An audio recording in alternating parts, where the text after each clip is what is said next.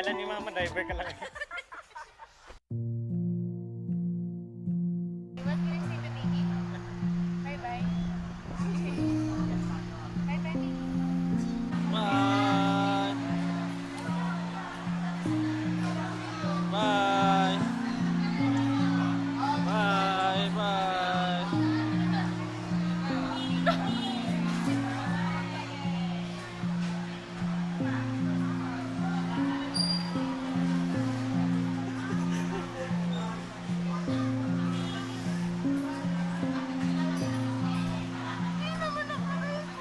Nakaka-record sa akin. Kaya. Tama kasi. Apo. Apo. Tani mo yung mga Apo. Ako na pong bala ka dyan. Bye-bye, kuya. Say bye-bye, kuya.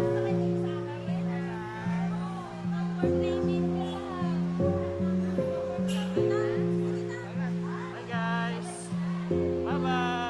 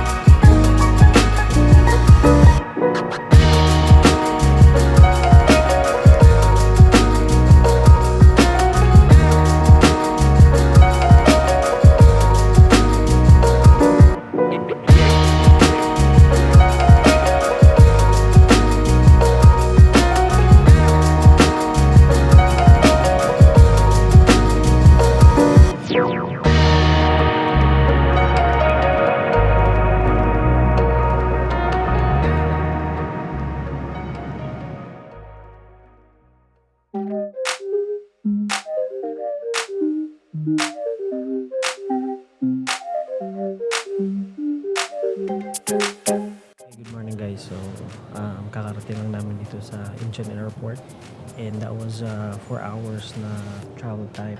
It's already 6:27 in the morning and mamaya pa yung flight namin to Toronto. Medyo pagod pa sa biyahe. So, walang matulog since yesterday. And yun, so I just had my shower. Now it's my wife's turn. Napakaganda na airport nila. May shower room, merong nap area, merong lounge, at meron din para sa mga bata. So if may dala kayong baby or mga kids, pwede sila maglaro dito. So we're actually here in K-Culture Zone. Hindi pa siya bukas. So as far as I know, merong ano dyan mamaya experience mo yung mga ano ng Korea culture. And sa baba maraming mga shops. Ganda ng Incheon Airport. So ayan, tuloy natin yung video kasi kanina naputol nung nagising yung baby ko. So ayan, dito pa rin kami ngayon sa Incheon Airport. So actually we tried na mag transit tour pero hindi na kami nakaabot sa mga oras. Tsaka yung ibang tour medyo alanganin sa pagbalik. So we decided na dito na lang muna kami sa airport. Marami namang magagawa. May mga ano naman yung mga bata dito laruan. Tapos may mga kainan din. So right after namin magpahinga saglit, maghanap kami ng makakainan. Maganda yung airport, malaki. Later pa kasi yung biyahe namin pa Toronto. Masaya pala dito sa Korea. Maraming Koreano. Excited ka na ba? Masaya kasi nakaligo tayo dito. Gutom ka na? Yes, gutom na ako. Tara, hanap na tayo. Yung totoong pagkain ha, yung legit, hindi yung mga tinatinapay lang.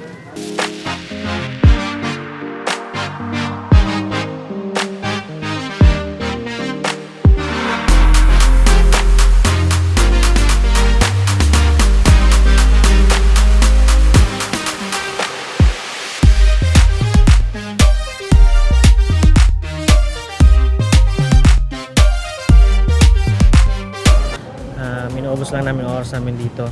Ikot lang kami. Dito sa airport sa Incheon.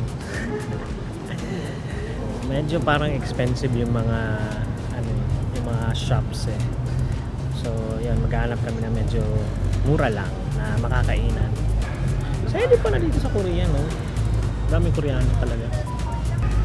Ganda ng mga ano nila, mga restrooms, especially dun sa mga ano, for PWD. And meron pang pang-baby. Uy, Dunkin'.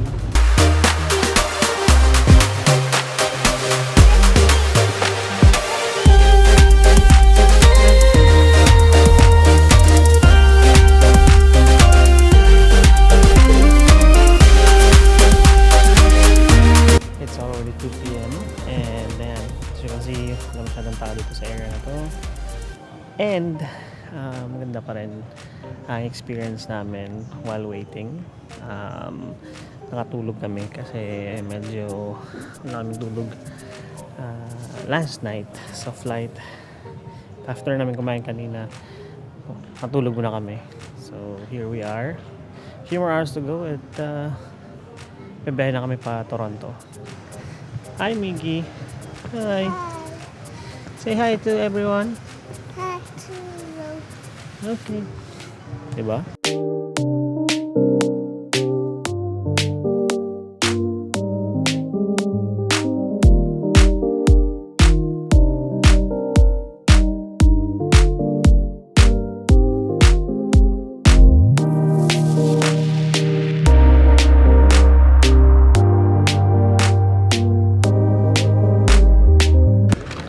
Okay, so yan. It's already 3 p.m. So, a few more hours, sasakay na kami pa Toronto. Tapos na kaming nag-ikot-ikot dito sa terminal. Masyadong malaki terminal. Pero hindi naman siya nakakapagod kasi marami kang nakikita. And meron namang yung mga walking escalator. Parang gano'n. Yeah, I think that's how you call it. Hindi ko alam ano tamang tawag doon. Tapos nagpa-picture kami dun sa robot. Tapos pwede mo siyang isend sa it's either Facebook or your Gmail account. Tapos ayun, bumili kami kape and donut kasi nagugutom na kami. It's 3 p.m. na. Few more hours and sasakay na kami ng plane papuntang Toronto, which is gonna be the second stretch of our travel. Medyo mahaba-haba yung travel na yun, kaya kailangan namin muna mag-chill and relax dito. Napakaganda ng airport ng Incheon. Friendly siya sa mga may bata kasi they have play area, tapos meron yung mga family area, nursery room kung nagpapadede ka. So hindi kami masyadong nahirapan dito sa airport kasi napaka-komportable ng lugar. May mga yung CR malinis, yung mga play area malinis, mababait yung mga staff.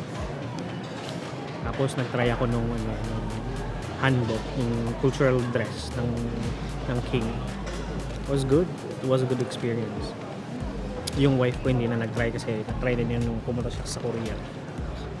So unfortunately, hindi kami nakalabas. Nandito lang kami sa Terminal 1 or actually 2 kasi hindi na namin naabutan yung transit tour kasi naligo ako kanina yun.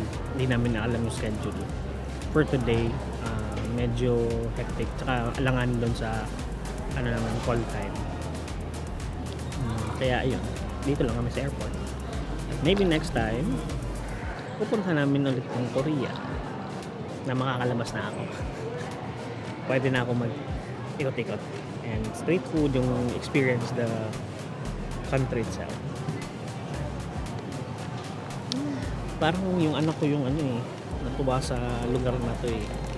Kasi may maraming playground, nakikita niya yung pinapanood niya sila, yung ping pong, baby shark.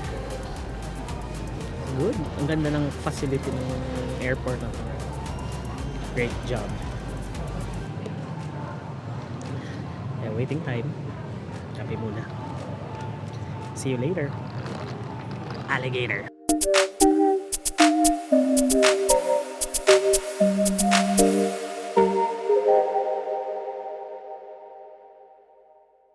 Hey guys, we're about to board. So, ito na. Last stretch namin. It's gonna be a 14-hour flight to Toronto. Kaya, let's go.